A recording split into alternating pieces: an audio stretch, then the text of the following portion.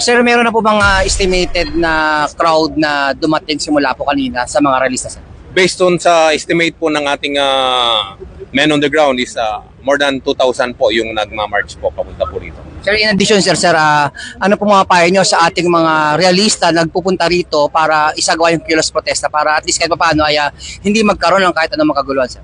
Kagaya ng nasabi ko po kanina ay of course sa ating mga kababayan sana ay mapanuri at mag-isip mabuti bago po sila gumawa ng isang bagay na hindi po naayon sa batas. Although it is enshrined in our Constitution na may karapatan silang magpahayag ng kanilang damdamin at isipan, ito po ay may mga kondisyones.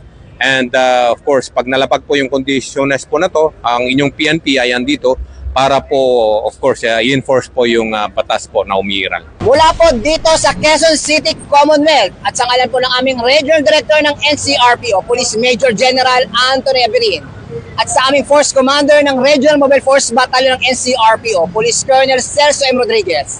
Ako po ang inyong Police News Network Correspondent, Police Chief Master Sergeant Mauricio Bonilla Ruiz, alagad ng batas, tagataguyod ng Balitang Pulis. Police News Network, alagad ng batas, tagapagtaguyod ng Balitang Pulis, sandigan ng mamamayan, patnubay ng katotohanan.